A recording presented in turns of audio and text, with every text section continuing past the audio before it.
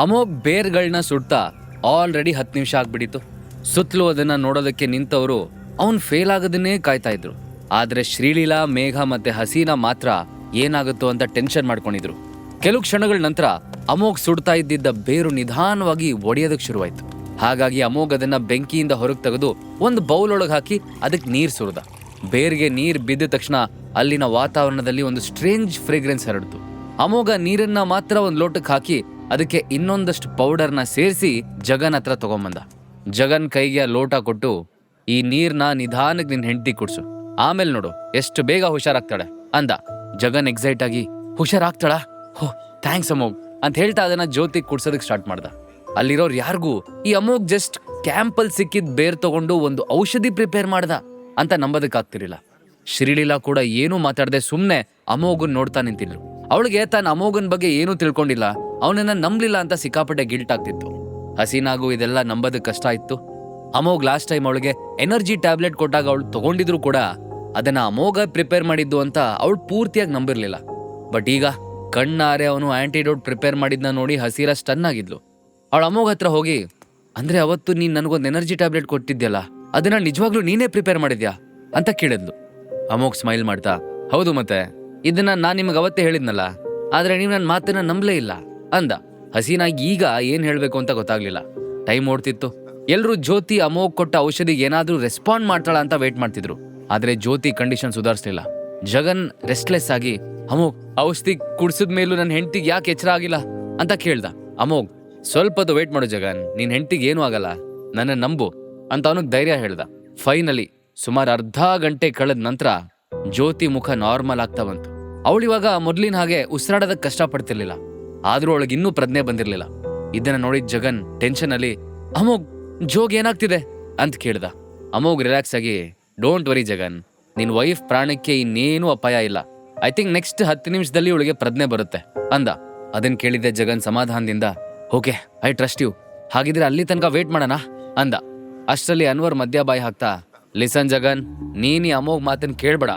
ಇವನ್ಗೆ herbal medicines ಬಗ್ಗೆ ಏನೇನೂ ನಾಲೆಜ್ ಇಲ್ಲ. ಈಗ ಈ ಮೆಡಿಸಿನ್ ಇಂದ ನಿನ್ ವೈಫಿಗೆ ಏನೂ ಉಪಯೋಗ ಆಗ್ತಾ ಇಲ್ಲ ಅಂದ.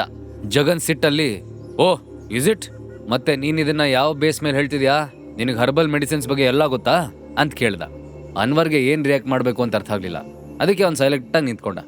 ಅದೇ ಟೈಮ್ ಸಡನ್ ಆಗಿ ಅಲ್ಲಿಯ ವೆದರ್ ಚೇಂಜ್ ಆಗ್ತಾ ಹೋಯ್ತು. ಆಕಾಶದಲ್ಲಿ ದಟ್ಟ ಮೋಡಗಳು ತುಂಬಿಕೊಂಡು ಅಲ್ಲಿ ಕತ್ಲ ಆವರಿಸ್ತು. ಮೋಡಗಳೆಲ್ಲ ಫಾಸ್ಟ್ ಆಗಿ ಕ್ಯಾಂಪ್ ಸೈಟ್ ಕಡೆನೆ ಬರ್ತಿರೋದನ್ನ ನೋಡಿ ಹಸೀನಾ, ಮೋಸ್ಟ್ಲಿ ಈಗ ಮಳೆ ಆಗತ್ತೆ ಅನ್ಸುತ್ತೆ ಅಂದ್ಲು. ತೇಜ, ನೋ ವೇ, ವೆದರ್ ಫೋರ್ಕಾಸ್ಟ್ ಪ್ರಕಾರ ಅಂತೂ ಈ ರೀತಿ ಏನು ತೋರಿಸ್ಲಿಲ್ಲ ಅಂದ್ಲು. ಆಗ ಶ್ರೀಲೀಲಾ, ಪ್ರತಿ ಸಲನೂ ವೆದರ್ ಫೋರ್ಕಾಸ್ಟ್ ಆಕ್ಯುರೇಟ್ ಇರುತ್ತೆ ಅಂತ ಹೇಳಕ್ಕಾಗಲ್ಲ ತೇಜ, ನನ್ಗೂ ಈಗ ಮಳೆ ಬರುತ್ತೆ ಅಂತ ಅನಿಸ್ತಿದೆ. ಆದ್ರೆ ಇದು ಚಳಿಗಾಲ ಆಗಿರೋದ್ರಿಂದ ಗುಡುಗು ಸಿಡ್ಲು ಬರೋದು ಡೌಟು ಅಂದ್ಲು. ಅಮೋಘಂಗೆ ಇದೆಲ್ಲ ಯಾಕೋ ಒಳ್ಳೆ ಲಕ್ಷಣದ ತರ ಕಾಣಿಸ್ತಿರ್ಲಿಲ್ಲ. ಸೊ ಸೀರಿಯಸ್ ಆಗಿ, ನಾವೇನನ್ನು ಶೋರ್ ಆಗಿ ಹೇಳಕ್ಕಾಗಲ್ಲ, ಆಮೇಲೆ ರಿಗ್ರೆಟ್ ಮಾಡ್ಕೊಳ್ಳೋದಕ್ಕಿಂತ ಈಗಲೇ ಎತ್ತರದ ಜಾಗಕ್ಕೆ ಹೋಗೋದು ಬೆಟರ್. ಫ್ಲಡ್ ಏನಾದ್ರೂ ಬಂದ್ರೆ ಸೇಫ್ ಆಗಿರ್ಬೋದು ಅಂದ. ಅಮೋಘನ್ ಮಾತು ಕೇಳಿ ಅಲರ್ಟ್ ಆದ ಜಗನ್, ಮಿಸ್ಟರ್ ಸೈಯದ್, ಈ ಕ್ಯಾಂಪ್ ಸೈಟ್ನೆಲ್ಲ ಮೂವ್ ಮಾಡೋದಕ್ಕೆ ನಿಮ್ಮ ಹತ್ರ ಜನ ಇದಾರ್ತಾನೆ ಅಂತ ಸೀರಿಯಸ್ ಆಗಿ ಕೇಳ್ದ. ಸೈಯದ್, ಡೋಂಟ್ ವರಿ ಜಗನ್, ನಾವೆಲ್ಲ ರೀತಿ ಚೆಕ್ ಮಾಡಿನೇ ಇಲ್ಲಿ ಕ್ಯಾಂಪ್ ಹಾಕ್ಸಿದೀವಿ. ಇಲ್ಲಿ ನಿಮಗೇನೂ ಪ್ರಾಬ್ಲಮ್ ಆಗಲ್ಲ. ನೀವು ಪ್ಲೀಸ್ ಯಾರ್ಯಾರ್ದೋ ಮಾತು ಕೇಳಿ ಟೆನ್ಷನ್ ತಗೋಬೇಡಿ ಅಂತ ಅಮೋಘನ್ ನೋಡಿ ಟಾಂಟ್ ಕೊಟ್ರು. ಅಮೋಘ್ಗೆ ಯಾವ್ದ್ರ ಕಡೆಗೂ ಲಕ್ಷ್ಯನೇ ಇರಲಿಲ್ಲ. ಅವನು ಆಕಾಶನೇ ನೋಡ್ತಾ ಏನೋ ಡೀಪ್ ಆಗಿ ಥಿಂಕ್ ಮಾಡ್ತಿದ್ದ. ಅದನ್ನ ಅಬ್ಸರ್ವ್ ಮಾಡಿದ ಮೇಘ, ವಾಟ್ಸ್ ರಾಂಗ್ ಅಮೋಘ್, ಅಷ್ಟು ಸೀರಿಯಸ್ ಆಗಿ ಏನ್ ಥಿಂಕ್ ಮಾಡ್ತಿದ್ಯಾ ಅಂತ ಕೇಳಿದ್ಲು. ಅಮೋಘ್ ಸಿಟ್ಟಿಂದ ಜೋರಾಗಿ, ನೀವು ನದಿಗೆ ಇಷ್ಟೊಂದು ಹತ್ರದಲ್ಲಿ ಕ್ಯಾಂಪ್ ಸೈಟ್ ಹಾಕ್ಸಿದಿರಿ ಅಂತ ನನಗೆ ಈಗಲೂ ನಂಬೋದಕ್ಕಾಗ್ತಿಲ್ಲ ಮಿಸ್ಟರ್ ಸೈಯದ್. ಏನ್ ಯೋಚನೆ ಮಾಡಿ ಈ ಜಾಗ ಫಿಕ್ಸ್ ಮಾಡಿದ್ರೆ ನೀವು? ಜೋರಾಗಿ ಮಳೆ ಬಂದ್ರೆ ಪಕ್ಕದಲ್ಲೇ ಇರೋ ನದಿ ಓವರ್ ಫ್ಲೋ ಆಗೋದಕ್ಕೆ ಶುರು ಆಗುತ್ತೆ. ಆಮೇಲೆ ಈ ಜಾಗ ಮೊದಲಿನ ಹಾಗಿರಲ್ಲ, ಪ್ರವಾಹ ನಮ್ಮನ್ನು ಸೇರಿಸಿ ಕೊಚ್ಕೊಂಡು ಹೋಗುತ್ತೆ. ಆದಷ್ಟು ಬೇಗ ನಾವಿಲ್ಲಿಂದ ಎಸ್ಕೇಪ್ ಆಗ್ಬೇಕು, ನಮ್ಮ ಹತ್ರ ಜಾಸ್ತಿ ಟೈಮ್ ಇಲ್ಲ ಅಂದ. ಅನ್ವರ್ ಸಿಟ್ಟಾಗ್ತಾ, ನೀನೇನ್ ಮಾತಾಡ್ತಿದ್ಯಾ ಅಂತ ಗೊತ್ತಿದೆ ನಿನಗೆ, ಇಷ್ಟೊಂದು ಮಳೆ ಬರೋಂಥ ಸೀಸನ್ ಅಲ್ಲ ಇದು ಅಂತ ಹೇಳ್ದ. ಜಗನ್ ಅವನ ಮಾತನ್ನು ಇಗ್ನೋರ್ ಮಾಡ್ತಾ, ಅಮೋಘ್ ಆರ್ ಯು ಶೋರ್, ನಿನಗೆ ಈ ವೆದರ್ ಫೋರ್ಕಾಸ್ಟ್ ಬಗ್ಗೆನೂ ನಾಲೆಜ್ ಇದೆಯಾ ಅಂತ ಕೇಳ್ದ. ಅಮೋಘ್, ಸ್ವಲ್ಪ ಓದಿದ್ದೀನಿ ಅಷ್ಟೇ, ಬಟ್ ನೀನೀಗ ಮೊದಲು ಇಲ್ಲಿಂದ ಎತ್ತರದ ಜಾಗಕ್ಕೆ ಹೋಗ್ಬೇಕು ಜಗನ್, ಜ್ಯೋತಿ ಹೆಲ್ತ್ ಬೇರೆ ಸರಿ ಇಲ್ಲ, ಸೊ ಆದಷ್ಟು ಬೇಗ ಹೊರಡು, ನಾನು ನನ್ನ ಹೆಂಡ್ತಿನ ಕರ್ಕೊಂಬರ್ತೀನಿ ಅಂದ. ನಂತರ ಅವನು ಸೈಯದ್ ಕಡೆ ತಿರುಗಿ, ಮಿಸ್ಟರ್ ಸೈಯದ್, ನಿಮ್ಮ ಹತ್ರ ಎಕ್ಸ್ಟ್ರಾ ಟೆಂಟ್ಸ್ ಇದೆಯಾ, ನನಗೆ ಬೇಕಿತ್ತು ಅಂತ ರಿಕ್ವೆಸ್ಟ್ ಮಾಡ್ದ. ಈಗ ಸುತ್ತಲೂ ಸೇರಿರೋರೆಲ್ಲ ಅಮೋಘನ್ ಬಗ್ಗೆ ಮತ್ತೆ ಡೌಟ್ ಪಡೋದಕ್ಕೆ ಶುರು ಮಾಡಿದ್ರು. ಅವ್ರಿಗೆ ಇಷ್ಟೆಲ್ಲ ಆದ್ರೂ ಇನ್ನೂ ಅಮೋಘ್ ಬಿಲ್ಡಪ್ ತಗೋತಿದ್ದಾನೆ ಅಂತಾನೆ ಅನಿಸ್ತಿತ್ತು. ಅವರೆಲ್ಲ ಅಮೋಘ್ನ ಕೇವಲವಾಗಿ ನೋಡ್ತಾ ಅವನ ಮೇಲೆ ಅನುಮಾನ ಪಡ್ತಿರೋದು ನೋಡಿ ಶ್ರೀಲೀಲಾಗೆ ಎಂಬ್ಯಾರೆಸ್ ಫೀಲ್ ಆಯ್ತು. ಆದ್ರೆ ಅವಳು ಅಮೋಘನ್ ನಂಬಬೇಕು ಅಂತ ಡಿಸೈಡ್ ಮಾಡ್ಬಿಟ್ಟಿದ್ಲು. ಜಗನ್ ಕೂಡ ಯಾರ ಮಾತನ್ನು ತಲೆಗೆ ಹಾಕೊಳ್ದೆ ಸೈಯದ್ ಕಡೆ ತಿರುಗಿ ಕೋಲ್ಡ್ ಆಗಿ ಅಮೋಘಂಗೆ ಬೇಕಾಗಿದ್ನ ಕೊಡಿ ಅಂತ ಆರ್ಡರ್ ಮಾಡ್ದ. ಅಷ್ಟರಲ್ಲಿ ಅಮೋಘ್ ಮತ್ತೆ ಆಕಾಶದ ಕಡೆ ನೋಡ್ತಾ, ಮೋಡಗಳು ಇಲ್ಲಿಗೆ ಬರ್ತಿರೋ ಸ್ಪೀಡ್ ನೋಡಿದ್ರೆ ಮಳೆ ಸ್ಟಾರ್ಟ್ ಆಗೋದಕ್ಕೆ ಇನ್ನೂ 20 ನಿಮಿಷ ಇದೆ. ಅಷ್ಟರಲ್ಲಿ ನಾವು ಎತ್ತರ ಜಾಗಕ್ಕೆ ಹೋಗಿ ಟೆಂಟ್ ಸೆಟಪ್ ಮಾಡೋದಕ್ಕೆ ಸರಿ ಆಗತ್ತೆ ಅನ್ಸುತ್ತೆ. ನಮ್ ಜೊತೆ ಮತ್ತೆ ಯಾರಾದ್ರೂ ಬರ್ತೀರಾ ಅಂತ ಕೇಳ್ದ. ಯಾರು ಅಮೋಘನ್ ಪ್ರಶ್ನೆಗೆ ಏನು ಆನ್ಸರ್ ಮಾಡ್ಲಿಲ್ಲ. ಅಮೋಘ್ ಯಾವುದೋ ಕತೆ ಹೇಳ್ತಿದ್ದಾನೆ ಅನ್ನೋ ಹಾಗೆ ಸುಮ್ಮನೆ ನೋಡ್ತಾ ನಿಂತಿದ್ರು. ಅಮೋಘ್ ಹತ್ರ ಜಾಸ್ತಿ ಟೈಮ್ ಇರಲಿಲ್ಲ. ಅವನು ಶ್ರೀಲೀಲಾ ಮತ್ತೆ ಜಗನ್ ಫ್ಯಾಮಿಲಿ ಜೊತೆ ಅಲ್ಲಿಂದ ಹೊರಡೋದಕ್ಕೆ ಮುಂದಾದಾಗ ಮೇಘ ತನ್ನ ತಮ್ಮ ಮನಸ್ ಜೊತೆ ಅಮೋಘ್ನ ಹತ್ರ ಬಂದ್ಲು. ಅವಳು ಕಾನ್ಫಿಡೆಂಟ್ ಆಗಿ, ಅಮೋಘ್ ನಂಗೆ ನಿನ್ ಮೇಲೆ ನಂಬಿಕೆ ಇದೆ, ನಾವ್ ನಿನ್ ಜೊತೆ ಬರ್ತೀವಿ ಅಂದ್ಲು. ಮೇಘ ಮಾತು ಕೇಳಿ ಎಲ್ಲರೂ ಶಾಕ್ ಆದ್ರು. ಅವರೆಲ್ಲ ಮೇಘ ಡಿಸಿಷನ್ನ ಚೇಂಜ್ ಮಾಡೋದಕ್ಕೆ ತುಂಬಾ ಟ್ರೈ ಮಾಡಿದ್ರು. ಆದ್ರೆ ಅವಳು ಮಾತ್ರ ಯಾರ ಮಾತನ್ನು ಕೇಳಲಿಲ್ಲ. ಅಷ್ಟರಲ್ಲಿ ಅನ್ವರ್, ಐ ನೋ ಅಮೋಘ್, ನೀನ್ ಈ ರೀತಿ ಯಾಕೆ ಮಾಡ್ತಿದ್ಯಾ ಅಂತ ನಂಗೆ ಚೆನ್ನಾಗಿ ಗೊತ್ತು. ನೀನೀಗ ಜ್ಯೋತಿಗೆ ಮಾಡ್ಕೊಟ್ಟಿದ್ದ ಎನರ್ಜಿ ಡ್ರಿಂಕ್ ವರ್ಕ್ ಆಗಲ್ಲ, ಅದಕ್ಕೆ ಆ ವಿಷಯ ಜಗನ್ ಗೊತ್ತಾಗೋದಕ್ಕೂ ಮುಂಚೆ ಇಲ್ಲಿಂದ ಎಸ್ಕೇಪ್ ಆಗೋದಕ್ಕೆ ಟ್ರೈ ಮಾಡ್ತಿದ್ಯಾ ಅಂತ ಕಂಪ್ಲೇಂಟ್ ಮಾಡ್ದ. ಈಗಂತೂ ಅಮೋಘ್ಗೆ ಸಿಕ್ಕಾಬಡೆ ಕೋಪ ಬಂತು. ಆಗ್ಲಿಂದ ಅವ್ರೆಲ್ಲಾರು ಜೀವ ಉಳ್ಸೋದಕ್ಕೆ ಟ್ರೈ ಮಾಡ್ತಿದ್ದ. ಪದೇ ಪದೇ ಟೈಮ್ ಜಾಸ್ತಿ ಇಲ್ಲ, ಆದಷ್ಟು ಬೇಗ ಮೇಲ್ ಹೋಗ್ಬೇಕು ಅಂತ ಹೇಳ್ತಾನೆ ಇದ್ದ. ಆದ್ರೆ ಅವರು ಇದು ಯಾವುದನ್ನು ಸೀರಿಯಸ್ ಆಗಿ ತಗೊಳ್ದೆ ಅವನ ವಿರುದ್ಧನೇ ನಿಂತು ಮಾತಾಡ್ತಿದ್ರು. ಅಮೋಘಂಗೆ ಇದೆಲ್ಲದರಿಂದ ತುಂಬಾ ಇರಿಟೇಟ್ ಆಯ್ತು. ಅವನು ಕೋಲ್ಡ್ ಆಗಿ, ನನಗ್ ದಾರಿ ಬಿಡಿ, ನಾನು ಹೋಗ್ಬೇಕು ಅಂದ. ಆದ್ರೆ ಅದನ್ನ ಅನ್ವರ್ ತಪ್ಪಾಗಿ ಅರ್ಥ ಮಾಡ್ಕೊಂಡ. ಅವನು, ನೋಡು, ನಾನು ಹೇಳಿದ್ ನಿಜ ತಾನೆ, ನನಗೆ ನಿನ್ ಪ್ಲಾನ್ ಎಲ್ಲ ಗೊತ್ತಾಯ್ತು ಅಂತ ನಿನಗೆ ಇವಾಗ ಸಿಟ್ಟು ಬರ್ತಿದ್ಯಲ್ಲ ಅಂತ ಹೇಳ್ತಾ ಪ್ರೌಡಾಗಿ ಸ್ಮೈಲ್ ಮಾಡ್ದ. ಈಗಂತೂ ಅಲ್ಲಿರೋರೆಲ್ಲ ಅನ್ವರ್ ಮಾತಿಗೆ ಕನ್ವಿನ್ಸ್ ಆಗ್ಬಿಟ್ಟಿದ್ರು.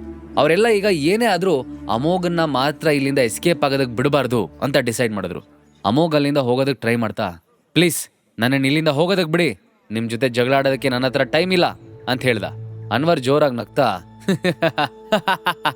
ಇನ್ನು ಎಷ್ಟೊತ್ತು ಅಂತ ಡ್ರಾಮಾ ಮಾಡ್ತೀಯ ಅಮೋಘ್, ನೀನ್ ಇವಾಗ ಆಲ್ರೆಡಿ ಎಕ್ಸ್ಪೋಸ್ ಆಗಿದ್ಯಾ, ಸೊ ಈಗಲೇ ಜಗನ್ ಹತ್ರ ಹೋಗು, ನೀನ್ ಮಾಡಿದ ಕೆಲ್ಸನೆಲ್ಲ ಹೇಳಿ ಸಾರಿ ಕೇಳು ಅಂತ ರೇಗಿಸ್ದ.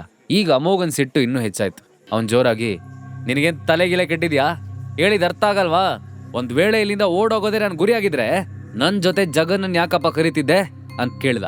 ಅನ್ವರ್ ರಿಪ್ಲೈ ಮಾಡ್ಬೇಕು ಅನ್ನೋಷ್ಟರಲ್ಲಿ ಅಮೋಘ್ ಅವನನ್ನ ಅಲ್ಲಿಗೆ ಸ್ಟಾಪ್ ಮಾಡ್ತಾ, ನೋಡು ಅನ್ವರ್, ನನ್ನನ್ನ ಇಲ್ಲಿಂದ ಈಗ ಹೋಗೋದಕ್ ಬಿಟ್ಬಿಡು, ನೀವೆಲ್ರೂ ಏನ್ ಮಾಡ್ಕೋತೀರೋ ಅದ್ ನಿಮಗ್ ಬಿಟ್ಟಿದ್ದು, ಆಮೇಲೆ ನಾನೇ ನಿಮ್ಮನ್ನ ಸೇವ್ ಮಾಡೋದಕ್ಕೂ ಬರೋಣಲ್ಲ ಅಂತ ಫ್ರಾಂಕ್ ಆಗಿ ಹೇಳ್ದ. ಅನ್ವರ್ ಜೋರಾಗಿ ನಗ್ತಾ, ನಿನ್ನ ಹೆಲ್ಪ್ ಇಲ್ಲಿ ಯಾರಪ್ಪ ಕೇಳ್ತಿದ್ದಾರೆ, ನಮಗೆ ನಿನ್ನಂತ ಯೂಸ್ಲೆಸ್ ಫೆಲೋ ಹೆಲ್ಪ್ ಬೇಕಾಗಿಲ್ಲ ಅಂದ. ಅಮೋಘ್ ಅನ್ವರ್ ಮಾತಿಗೆ ತಲೆ ಹಾಕ್ಲಿಲ್ಲ. ಅವನು ಅನ್ವರ್ ಮಾತನ್ನ ಇಗ್ನೋರ್ ಮಾಡಿ ಇನ್ನೇನು ಅಲ್ಲಿಂದ ಹೊರಗೆ ಬರಬೇಕು ಅನ್ನೋಷ್ಟರಲ್ಲಿ ಅನ್ವರ್ ಮತ್ತೆ ಅವನಂತ ತಡ್ದ. ಇದರಿಂದ ಅಮೋಘ್ ಇರಿಟೇಟ್ ಆಗ್ತಾ, ಜಗನ್, ನಾ ಹೊರಡೋದಕ್ಕೂ ಮುಂಚೆ ಇವನ್ ಜೊತೆ ಡೀಲ್ ಮಾಡ್ಲೇಬೇಕನ್ಸುತ್ತೆ, ಇಲ್ಲಾಂದ್ರೆ ಇವನ್ ನಮ್ ಟೈಮ್ನ ಇದೇ ತರ ವೇಸ್ಟ್ ಮಾಡ್ತಿರ್ತಾನೆ ಅಂತ ಹೇಳ್ದ. ಅದಕ್ಕೆ ಜಗನ್, ಇದು ತುಂಬಾ ಈಸಿ ಅಂತ ಹೇಳ್ತಾ ಅನ್ವರ್ ಕಡೆ ತಿರುಗಿ, ಮರ್ಯಾದೆಯಿಂದ ಹೇಳ್ತಿದೀನಿ, ನಮಗ್ ದಾರಿ ಬಿಡು, ಇದನ್ನ ನಾನು ಇನ್ನೊಂದ್ಸಲ ಹೇಳಲ್ಲ ಅಂತ ವಾರ್ನ್ ಮಾಡ್ದ. ಅದನ್ನ ಕೇಳಿದ್ದೆ ಅನ್ವರ್ ಸೈಲೆಂಟ್ ಆಗಿ ಸೈಡ್ಗೆ ಸರದ್ ನಿಂತ. ಅಮೋಘ್ ಏನೂ ಮಾತಾಡದೆ 2 ಬ್ಯಾಗ್ಸ್ ಮತ್ತೆ 2 ಟೆಂಟ್ಸ್ಗಳನ್ನ ಎತ್ಕೊಂಡ. ಅಮೋಘ್ ಅಲ್ಲಿಂದ ಹೊರಟಿದ್ದೆ ಅನ್ವರ್ ಕೋಪ ತಡೆಯೋದಕ್ಕಾಗ್ಲಿಲ್ಲ. ಅವ್ನ್ ಸಿಟ್ಟಲ್ಲಿ ಮುಷ್ಟಿ ಬಿಗಿ ಹಿಡಿದು ಅಮೋಘ್ ಕಡೆ ಓಡ್ದ. ಆದ್ರಷ್ಟರಲ್ಲಿ ಹಸೀನಾ ಮಧ್ಯೆ ಬಂದು ಅನ್ವರ್ ಕೈನ ಹಿಡಿದು ಸೈಡ್ಗೆ ಎಳ್ಕೊಂಡ್ಲು. ಇದನ್ನ ನೋಡಿ ಅನ್ವರ್ ಕೋಪ ಬಂತು. ಅವನು, ಹಸೀನಾ, ನೀನ್ ಈಗ್ಲೂ ಅಮೋಘನ್ ಸೈಡ್ ತಗೊಂಡಿದ್ಯಾ ಅಂತ ಕೇಳ್ದ. ಹಸೀನಾ, ನಾನಿಲ್ಲಿ ಆಕ್ಚುಲ್ ಆಗಿ ನಿನ್ ಸೈಡ್ ತಗೋತಾ ಇದ್ದೀನಿ ಅನ್ವರ್, ಈ ಈವೆಂಟ್ ಆರ್ಗನೈಸ್ ಮಾಡಿದ್ದೆ ನಿನ್ನ ಫ್ಯಾಮಿಲಿ, ಇವಾಗ ನೀನೇನಾದ್ರೂ ಇಲ್ಲಿ ಗಲಾಟೆ ಮಾಡ್ಕೊಂಡ್ರೆ ಅದರಿಂದ ಮರ್ಯಾದೆ ಹೋಗೋದೆ ನಿನ್ ಫ್ಯಾಮಿಲಿದು, ಸೊ ಪ್ಲೀಸ್ ಬಿಹೇವ್ ಅಂದ್ಲು. ಆಕ್ಚುಲಿ ಹಸೀನಾಗೂ ಅಮೋಘನ್ ಜೊತೆ ಹೋಗ್ಬೇಕು ಅಂತ ಅನಿಸ್ತಿತ್ತು. ಆದ್ರೆ ಅವಳು ಕೂಡ ಎಲ್ಲಾರ ಹಾಗೆ ಅಷ್ಟೊಂದು ಮಳೆ ಬರಲ್ವೇನೋ ಅಂತ ಅನ್ಕೊಂಡು ಅಲ್ಲೇ ಇರೋದಕ್ಕೆ ಡಿಸೈಡ್ ಮಾಡಿದ್ಲು. ಅಷ್ಟರಲ್ಲಿ ಅಮೋಘ್ ಸೀರಿಯಸ್ ಆಗಿ, ಬಾ ಜಗನ್, ನಾವು ಬೇಗ ಹೋಗೋಣ, ಇನ್ನು ಸ್ವಲ್ಪ ಟೈಮಲ್ಲೇ ಮಳೆ ಸ್ಟಾರ್ಟ್ ಆಗುತ್ತೆ, ಜ್ಯೋತಿಗ್ ಬೇರೆ ಹುಷಾರಿಲ್ಲ ಅಂದ. ಜಗನ್ ಕೂಡ, ಶ್ಯೂರ್ ಅಮೋಘ್, ಪ್ಲೀಸ್ ನಾನು ನಿಂಗೆ ಹೆಲ್ಪ್ ಮಾಡೋ ತನಕ ನಿನ್ ವೈಫ್ಗೆ ಸ್ವಲ್ಪ ಜ್ಯೋತಿ ನೋಡ್ಕೊಳ್ಳೋದಕ್ಕೆ ಹೇಳು ಅಂತ ಹೇಳ್ದ.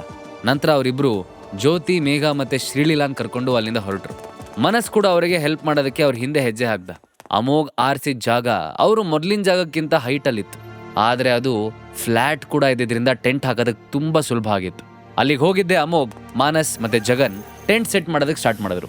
ಅವ್ರು ಟೆಂಟ್ ಹಾಕಿ ಮುಗಿಸೋಷ್ಟರಲ್ಲಿ ಸಡನ್ ಆಗಿ ಲೀಲಾ, ಅಮೋಘ್, ಜಗನ್, ಬೇಗ ಬನ್ನಿ, ಜ್ಯೋತಿಗ್ ಪ್ರಜ್ಞೆ ಬಂದಿದೆ ಅಂತ ಕೂಗಿದ್ಲು. ಇದನ್ ಕೇಳಿದ್ದೆ ಜಗನ್ ಜ್ಯೋತಿ ಕಡೆ ಓಡ್ದ.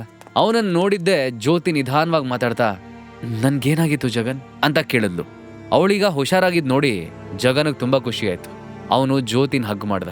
ಇದೆಲ್ಲ ನನ್ನಿಂದನೇ ಆಗಿದ್ದು ಜೋ, ನಾನ್ ನಿಂಗೆ ಪಾಯ್ಸನಸ್ ಹಣ್ಣು ಕೊಟ್ಬಿಟ್ಟಿದ್ದೆ, ಲಕ್ಕಿಲಿ ಅಮೋಘ್ ನೆನೆನ್ ಸೇವ್ ಮಾಡ್ದ ಜಗನ್ ನೋವಲ್ ಹೇಳ್ದ. ಅವರಿಬ್ಬರನ್ನು ಹಾಗೆ ನೋಡಿ ಶ್ರೀಲೀಲಾ ಕೂಡ ಖುಷಿ ಆದ್ಲು.